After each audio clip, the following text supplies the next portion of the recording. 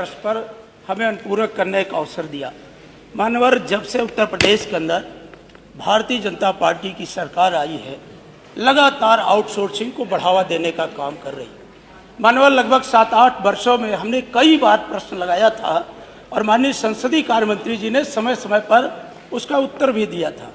मानवर, हम यही तो कहना चाहते हैं कि आखिर जब सारे विभाग उत्तर प्रदेश में काम कर रहे हैं और बहुत से ऐसे आयोग बने हुए हैं, तो ना जाने नित्य नए नए आयोग बना करके सरकार बेरोजगारों को ठगने का काम करती है। मानवर, जहाँ तक आउटसोर्सिंग है, बाबा साहब ने जब संविधान सभा में कहा था कि भारत के अंदर एक बेहतर संविधान है, लेकिन ये सरकार की नीयत पर निर्भर करता है।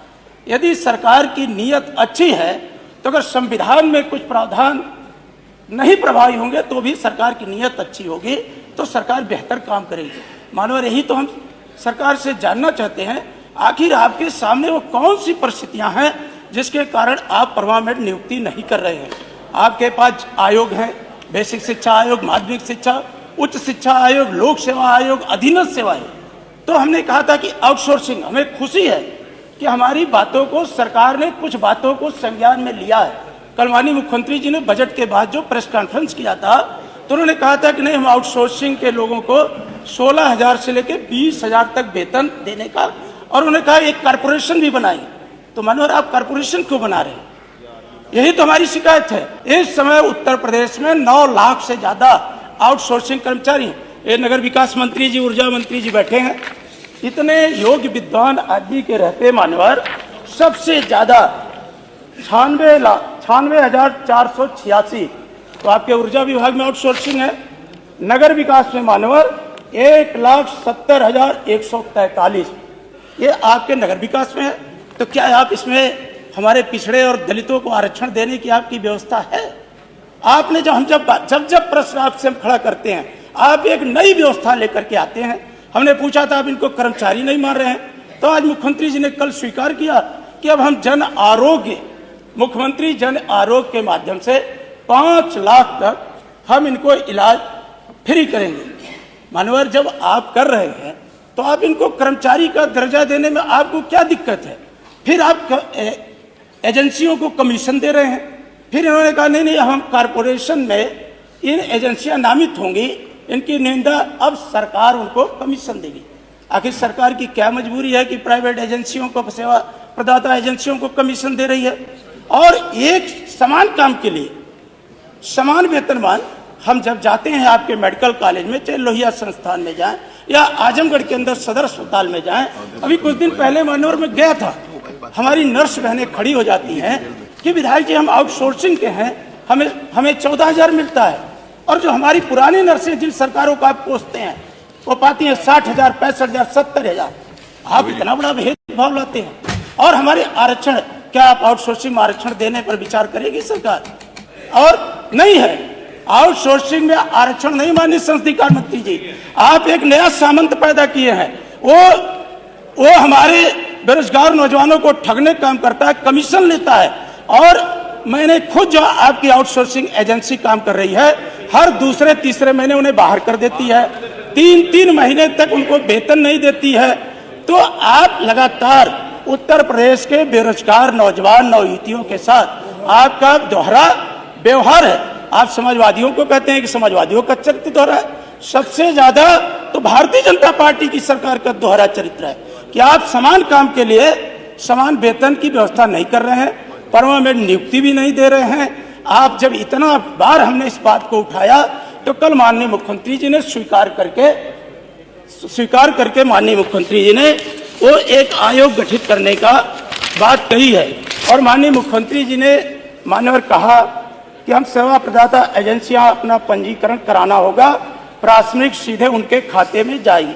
चलिए, मैं आपका स्वागत करता हूं कि आपने व्यवस्था दिया। विभागों में विभाग कर्मचारियों को भेजेंगे, कितनी आवश्यकता है? आउटसोर्सिंग एजेंसियां, माननीय संसदीय कार्य मंत्री जी, मैं आपसे एक सीधा बात प्रश्न करता हूं कि जब आप सरकारी खजाने से इनको देते हैं पैसा एजेंसियों को, सेवा प्रदाता एजेंसियों को, तो आप इनको सरकारी संविदा क्यों नहीं कर देते हैं? क्या ऊर्जा विभाग आपका स्वास्थ्य विभाग, पंचायती राज, 9 लाख से ज्यादा आज आउटसोर्सिंग कर्मचारी हैं। क्या सरकार इनको संविदा के आधार पर नियुक्त करके अस्थायी करने पर विचार करेगी? क्या जो हमें संवैधानिक व्यवस्था के तहत आरक्षण मिला है, क्या आउटसोर्सिंग एजेंसियों के माध्यम से आरक्षण व्यवस्था का पालन करवाएगी सरकार? मेरा है सीधा आपसे। और समान काम के लिए क्या समान वेतन देने पर सरकार विचार करेगी? मेरा है सीधा सवाल आपसे है। अध्यक्ष जी, अभी संविधान और आरक्षण की चर्चा प्रश्न के दौरान माननीय सदस्य ने किया। कुछ दिनों से इनके पास इसके अलावा कोई बात बची नहीं है। अभी उपचुनाव के परिणाम आए हैं, जनता ने बता दिया है कि इनके पीडीए और इनको जो आरक्षण पर जनता को गुमराह करते हैं, या आरक्षण की चोरी करने वाले महाराज, आरक्षण के जितने बड़े इस देश के अंदर इनकी सरकार में आरक्षण की चोरी हुई है। और अति पिछड़ों के साथ, दलितों के साथ इन लोगों ने जो व्यवहार किया है माननीय, आपको मैं जवाब दूंगा, आपकी एक एक बात का जवाब दूंगा, आपकी जो पूछा उसका उत्तर ना आप इतने लंबा भाषण कर रहे हैं, आप इतना लंबा भाषण कर रहे हैं, आप इतना लंबा भाषण कर रहे हैं, आप इतना लंबा भाषण कर रहे हैं। अरे जवाब दीजिए मंत्री जी, सारे पिछड़ों का हक मंत्री जी जवाब दीजिए, मंत्री जी जो पूछा उसका जवाब दीजिए। कहीं का नहीं छोड़ा आपने। अरे हमसे बात करिए माननीय मंत्री जी। नहीं छोड़ा। अरे मंत्री जी मैं इधर बैठा हूँ, उधर नहीं हूँ। हाँ इधर, इधर जो भी उधर नहीं, इधर ये कारपोरेशन, मैंने बोला मेरे से, ये कारपोरेशन की बात कर रहे हैं मानवर। आप बिठा दीजिए, मैं जवाब दूं। बैठा, अरे उत्तर आ रहा है ना, बैठाइए। अरे आप मजबूरी क्या है कि ये प्राइवेट? अरे बताने तो दो, बताने। अरे मंत्री जी खड़े हैं, एक मंत्री जी बेनकाब करेंगे। मेरे से बात करिए माननीय मंत्री जी, जो भी बात है मुझे संबोधित करके बात करिए, और आप भी। और एक बात स्पष्ट कर दूं, आप बहुत अच्छे हो। यस, एक बात स्पष्ट कर दूं कि आपके सुझाव और आपके दबाव की बदौलत सरकार काम नहीं करती है। अगर ये भ्रम हो तो सुझाव अच्छा होगा करने चाहिए। आप भ्रम को निकाल दो, आपके दबाव से नहीं काम करेगी सरकार। फिर आप वही बात कर रहे हैं सरकार पूरी तरीके से, फिर आप वही से बात कर रहे हैं, ये गलत बात है मंत्री जी। ना मंत्री जी ऐसे आप, मैंने आपको 2 बार निवेदन किया कि आप मुझसे बात करिए, फिर आप उधर बात कर रहे हैं। सुझाव आप उनका सुझाव ले सकते हैं, आप ये नहीं कह सकते आपके सुझाव पर बात नहीं। सुझाव देने के लिए वो बैठे। माननीय अध्यक्ष जी, जिस कारपोरेशन सुझाव दे सकते हैं, आप करना ना करना आपका काम है, आप बोलो आपके। माननीय अध्यक्ष जी, तो अच्छा सुझाव होगा तो करेंगे। माननीय अध्यक्ष जी,